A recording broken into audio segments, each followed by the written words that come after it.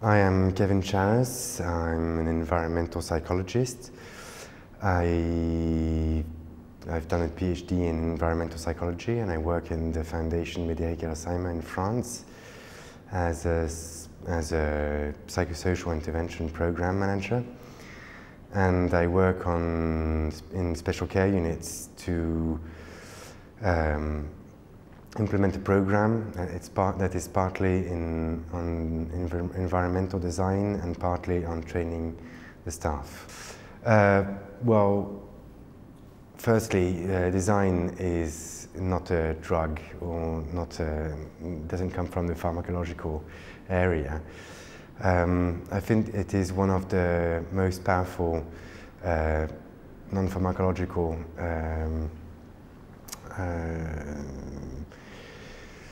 I think it's one of the most powerful non-pharmacological components for people with dementia, because people are always confronted to their environment, and whereas other components of non-pharmacological interventions, they usually are exposed to these components once at a time, once a week, once or twice a week, but not always, not in a permanent matter. So it's a bit like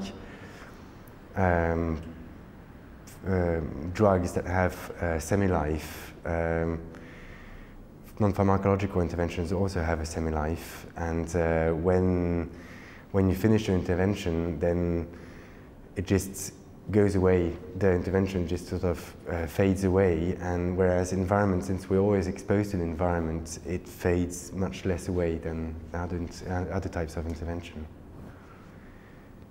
I think that issues that we are working on now that are very important are home-like environments.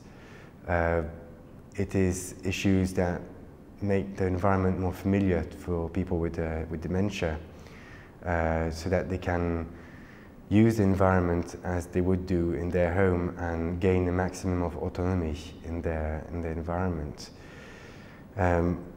Another issue that is important in an environment is to make people comfortable in their own environment. The environment must enable them to feel comfortable in a general manner, so that they can behave in a normal way, and so that they don't feel lost in the environment or disoriented.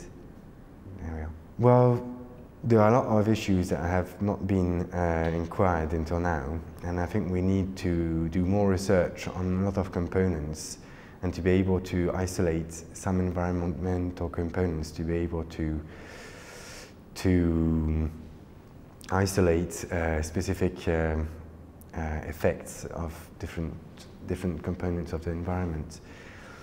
Now I think that another research issue is also to integrate it in a general model of care, and to be able to implement an environment that is congruent with a model of care, an organizational model, and all the things that make a special care unit for people with Alzheimer's disease.